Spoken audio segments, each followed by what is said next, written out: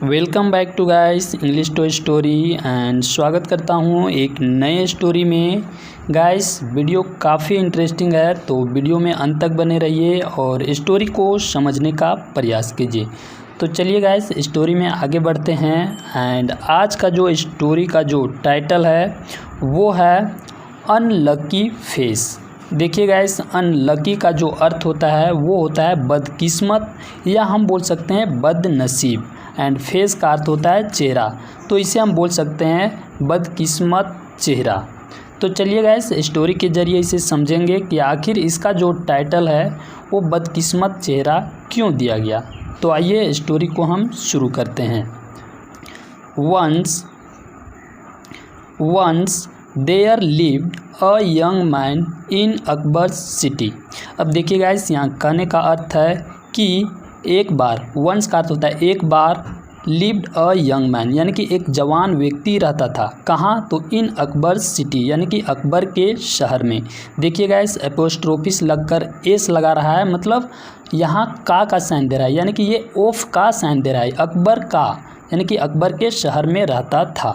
देखिए गाइस इसे हम एक तरीके से और भी ट्रांसलेट कर सकते हैं कि एक बार अकबर के शहर में एक जवान व्यक्ति रहता था, ये हम बोल सकते हैं। एंड गाइस फैक्ट की बात करते हैं। यहाँ जो देयर लगा हुआ है वो इन्वर्जन सेंटेंस के कारण लगा हुआ है। इन्वर्जन में होता है कि सब्जेक्ट जो होता है वो बाद में होता है एंड जो वर्ब होता है वो पहले होता है। तो आप यहाँ देख सकते हैं जो वर्ब है लिव्ड यानी कि रहता था वो पहले है, एंड जो सब्जेक्ट है यंग मैन वो बाद में आ रहा है। तो गाइस मुझे आशा है कि आप समझ गए होंगे। एंड चलिए हम आगे चलते हैं। ही हैड नो फ्रेंड्स यानी उनका कोई दोस्त नहीं था, ये यहाँ कहने का अर्थ है। देखिए गाइस यहाँ जो ही है वो उस यंग मैन के लिए आ रहा है, तो उस यंग मैन का कोई भी दोस्त नहीं था। क्योंकि देखिए फोर का अर्थ यहाँ के लिए नहीं होगा बल्कि यहाँ क्योंकि होगा। क्योंकि पीपल यानी जो लोग थे, हेटेड यानी कि नफरत करते थे, किनसे? तो हिम लगाकर बताया है, यानी कि उस यंग मैन के लिए हिम का प्रयोग किया गया कि जो लोग थे वो उनसे नफरत करते थे। अब चलिए आगे देखते हैं। They would make fun of him and throw stones at him whenever he was out in the streets. अब देखिए गाइस यहाँ कहने का अर्थ है कि दे यहाँ किन के लिए प्रयोग किया गया है? दे यहाँ जो है वो इन पीपल के लिए यानी कि उन लोगों के लिए प्रयोग किया गया है। तो दे वुड यानी विल का पास्ट लगा हुआ है कि वे ऐसा क्या करते थे। तो क्या करते थे? दे वुड मेक फन यानी कि वे उसका मजाक बनाया करते थे। किनका? ऑफ हिम, देखिए उस लड़के का, उस यंग मैन का मजाक बनाया करते थे। एंड और थ्रो यानी थ्रो का अर्थ होता है फेंकना, और फेंका करते थे स्टोन्स यानी कि पत्थर फेंका करते थे। एट हिम यानी कि उस जवान व्यक्ति पर पत्थर भी फेंका करते थे। वेन एवर यानी जब कभी भी, ही यानी वो जवान व्यक्ति, वॉस आउट यानी जब बाहर होता था। कहाँ? तो इन द स्ट्रीट यानी सड़कों पर, या बोल सकते हैं जब भी वो गलियों में बाहर हुआ करता था तो लोग उन पर पत्थर फेंका करते थे, ये यहाँ कहने का अर्थ है। अब चलिए गाइस आगे चलते हैं। यूसुफ्स लाइफ वॉज मिसरेबल। देखिए गाइस यहाँ अब उस यंग मैन का नाम भी बता दिया गया है, उसका नाम यूसुफ था। तो यूसुफ का देखिए एपोस्ट्रोफिस लगकर एस आ रहा है, मतलब ओफ का साइन दे रहा है। तो यूसुफ का जो जीवन था, लाइफ मतलब जीवन, वॉज मतलब था, मिसरेबल, मिसरेबल का अर्थ होता है दुखी या दयनीय। तो जो यूसुफ का जो जीवन था वो दुखी था, या बोल सकते हैं दयनीय था। अब क्यों दयनीय था वो चलिए आगे देखते हैं। फोर क्योंकि, यहाँ फोर का अर्थ भी क्योंकि के रूप में हो रहा है। क्योंकि एवरीवन यानी कि सभी लोग, थॉट यानी सोचते थे, दैट कि ही वॉज अनलकी यानी कि क्योंकि जो सभी लोग थे वो सोचते थे कि वह बदकिस्मत है यानी कि बदनसीब है। यानी कि ये लोग सोचते थे कि वह जो यूसुफ है वो बदकिस्मत था, या बोल सकते हैं बदकिस्मत है ही बोलेंगे या बदकिस्मत था, दोनों सही होगा कि वह बदकिस्मत था। अब चलिए आखिर लोग ऐसा क्यों सोचते थे वो देखते हैं। पीपल यानी कि लोग, वुड से यानी पीपल वुड से यानी यहाँ कहने का अर्थ है कि लोग कहा करते थे, ये यहाँ अर्थ देगा कि लोग कहा करते थे कि, अब देखिए लोग क्या कहा करते थे? अ ग्लांस, अ ग्लांस का अर्थ हो जाएगा एक दृष्टि, या बोल सकते हैं एक नज़र। एट यूसुफ यानी यूसुफ पर, यानी एट यूसुफ यानी यूसुफ का फेस यानी कि चेहरा would bring bad luck to the person, यानी यहाँ कहने का अर्थ है कि यदि कोई भी व्यक्ति यूसुफ का एक बार चेहरा देख लेता था तो उसके लिए यानी दुर्भाग्य लाता था उस व्यक्ति के लिए। यहाँ यही बात कहने का है कि जो भी लोग उस यूसुफ का चेहरा एक बार देख लेते थे तो उनका दिन खराब हो जाता था या उनका दिन बिगड़ जाता था, ये यहाँ कहने का अर्थ है। चलिए गाइस अब आगे देखते हैं कि आगे और क्या होता है।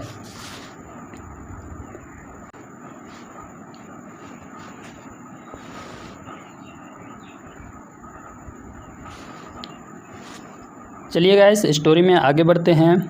10 देखिए गाइस 10 का अर्थ हो जाएगा इस प्रकार, एंड इवन दो का अर्थ हो जाएगा भले ही, इस प्रकार भले ही यूसुफ वॉज हेटेड यानी कि इस प्रकार भले ही यूसुफ से नफरत थी, लेकिन हिज स्टोरी यानी कि जो उसका जो कहानी था, किसका, यूसुफ का, यानी जो उसका जो स्टोरी था, उसका जो कहानी था वॉज फेमस यानी उसका जो स्टोरी था वो फेमस था। फर एंड वाइड देखिए गाइस फर का अर्थ होता है दूर एंड वाइड का अर्थ होता है विस्तृत। तो जो यूसुफ का जो कहानी था, स्टोरी था, वो फेमस था और दूर तक फैला हुआ था, यानी कि दूर दूर तक फैला हुआ था, ये यहाँ कहने का अर्थ हो जाएगा। चलिए आगे देखते हैं।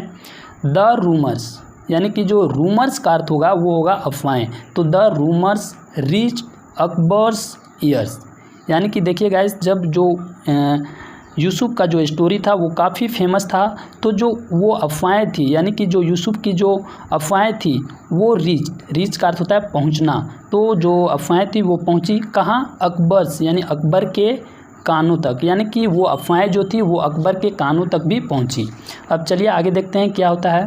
ही वॉन्टेड टू टेस्ट, अब ही यहाँ किसके लिए आ रहा है, ही यहाँ उस राजा अकबर के लिए आ रहा है, तो ही वॉन्टेड यानी कि जो राजा हैं वो चाहते थे टू टेस्ट यानी जांच करना, कि यहाँ जो इफ़ है उसका अर्थ हो जाएगा कि जो, एंड व्हाट का अर्थ यहाँ हो जाएगा जो, यानी कि he wanted to test if what यानी कि वह चाहते थे जांच करना कि जो पीपल सेड वॉज ट्रू यानी जो लोग कहते हैं कि उनका फेस देखने से ये हो जाएगा, तो क्या वो सही है, वो जांच करना चाहते थे राजा। देखिए he wanted to test if what people said was true यानी कि राजा चाहते थे जांच करना कि जो पीपल कहते थे वो क्या सही है, यानी कि राजा जांच करना चाहते थे।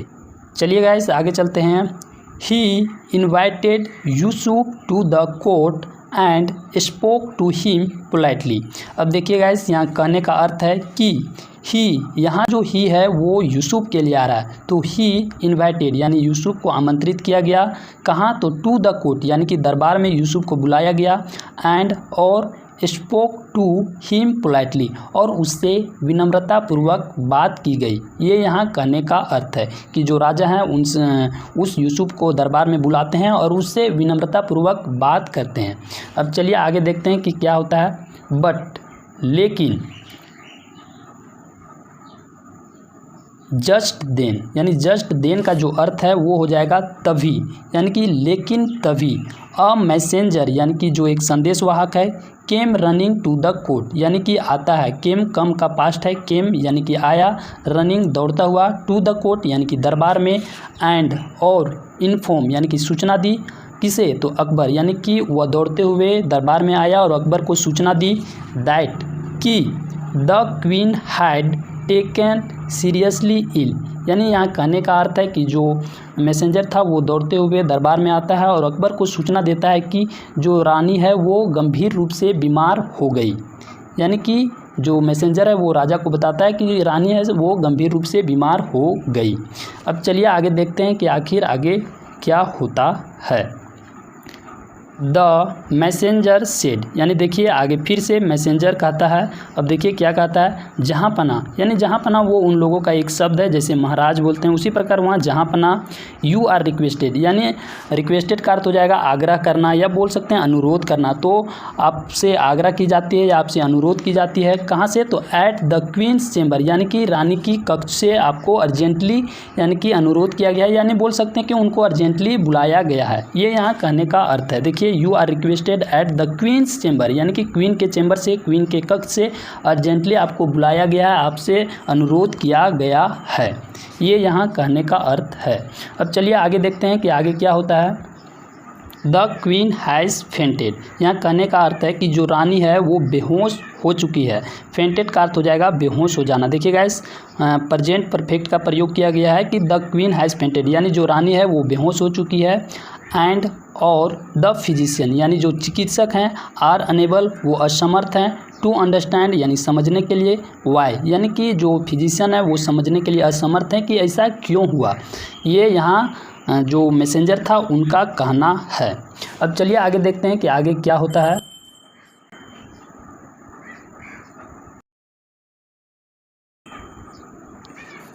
Akbar rush to his queen. अब देखिए गाइस, यहाँ जो रश है उसका अर्थ होता है दौड़ना या भागना। तो जो अकबर है वो भागे या बोल सकते हैं गए कहाँ, टू हिज क्वीन, यानी जो अकबर हैं वो अपने रानी के पास गए या बोल सकते हैं अपने रानी के पास भागे। अब चलिए आगे चलते हैं।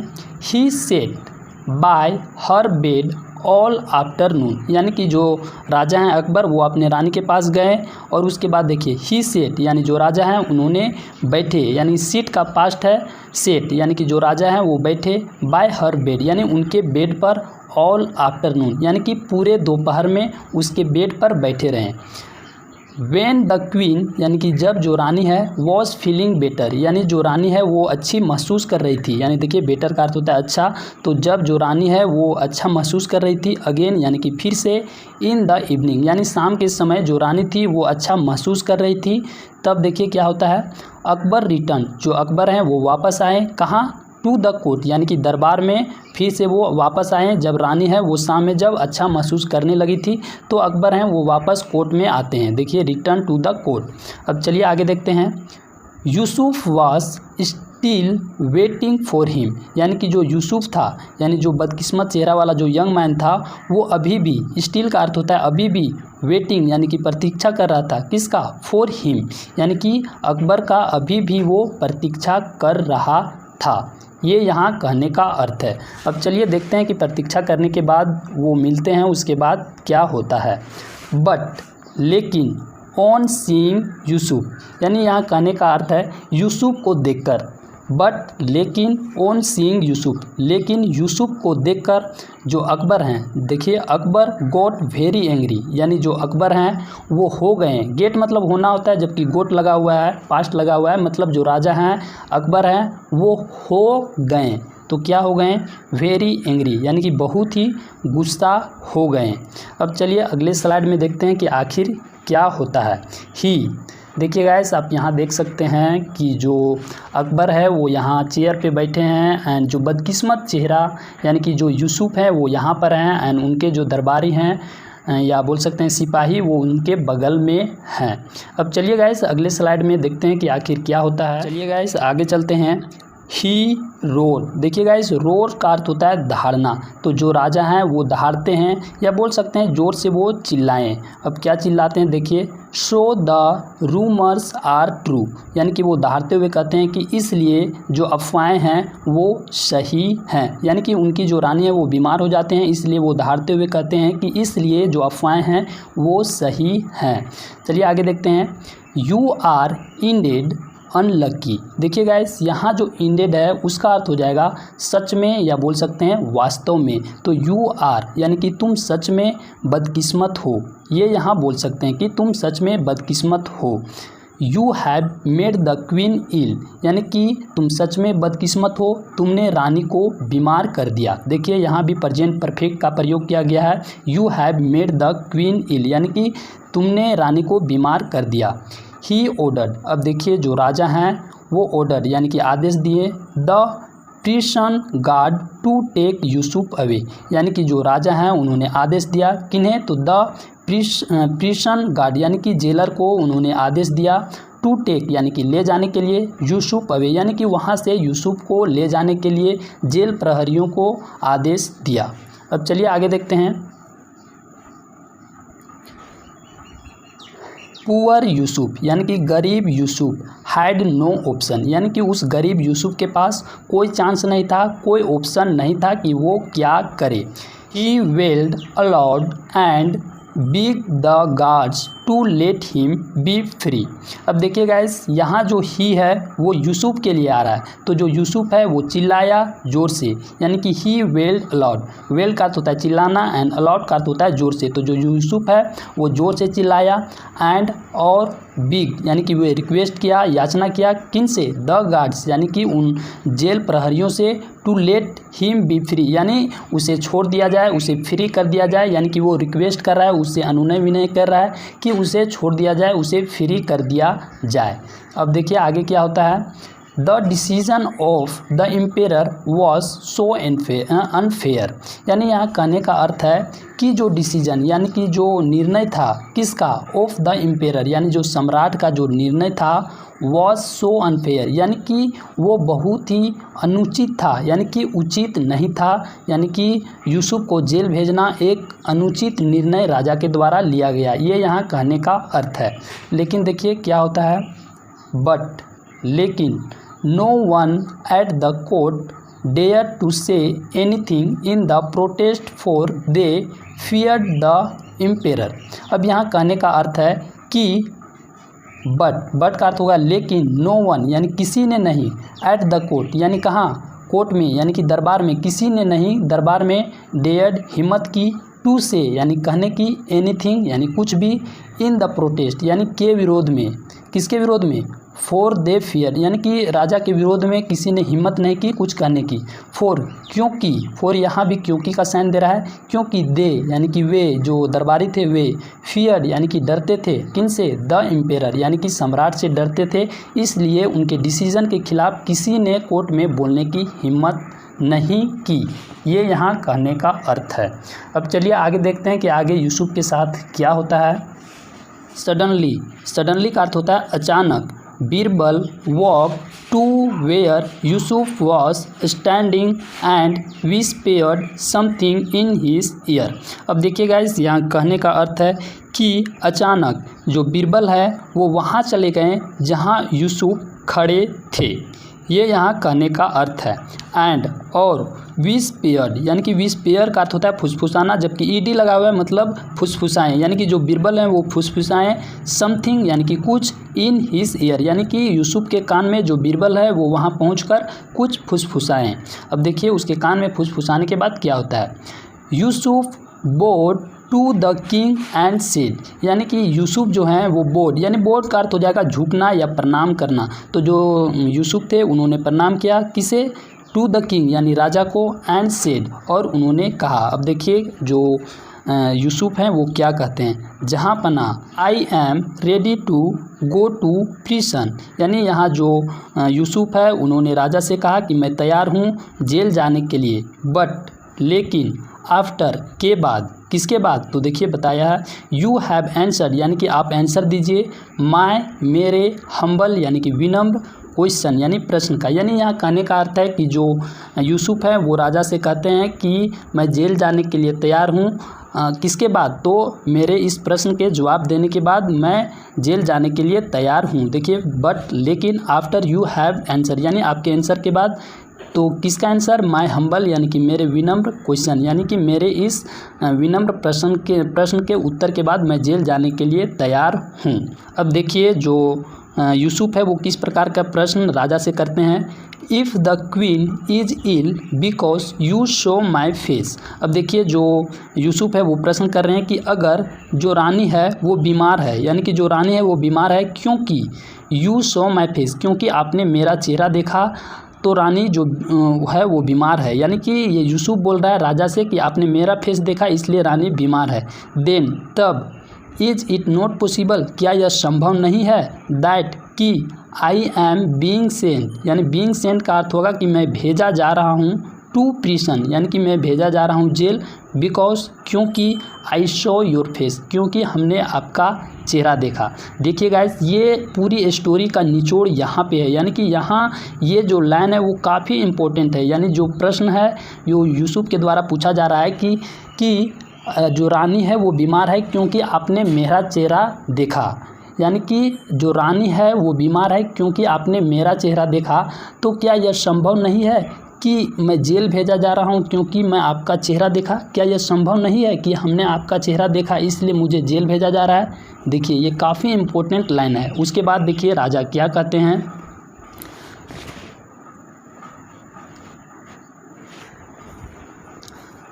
अकबर रियलाइज यानी कि अकबर ने महसूस किए हिज मिस्टेक यानी अपनी गलती को, ही लेट यूसुफ गो यानी कि यूसुफ को जाने का आज्ञा दिया, एंड और ग्रांटेड हिम और उसे दी गई, यानी ग्रांटेड का अर्थ होता है उपहार के रूप में देना, या उसे बोल सकते हैं कि दी गई। क्या दिया गया? अ बैग ऑफ गोल्ड यानी सोने का एक बैग दिया गया। कहाँ से? तो फ्रॉम द ट्रेजरी यानी कि ट्रेजरी का अर्थ होता है खजाना, तो खजाने से जो यूसुफ था उसे सोने का एक बैग दिया गया यानी गोल्ड का एक बैग दिया गया। एंड देखिए उसके बाद क्या होता है, वंस यानी एक बार, अगेन यानी फिर से, द पीपल यानी लोगों के द्वारा, इन द कोर्ट यानी दरबार में, प्राइज्ड यानी प्रशंसा की गई, बीरबल्स यानी बीरबल की, विस्डम यानी बुद्धिमानी की, एंड इंटेलिजेंस यानी कि एक बार फिर से दरबार में अकबर की बुद्धिमानी और उनकी विवेक समझ की फिर से एक बार प्रशंसा की गई। आप देख सकते हैं यहाँ जो बदकिस्मत जो यूसुफ है वो यहाँ स्पष्ट रूप से दिखाई दे रहा होगा। तो गाइस ये स्टोरी अच्छी लगी होगी तो वीडियो को लाइक ज़रूर कीजिएगा। मिलते हैं अगले वीडियो में, तब तक के लिए जय हिंद।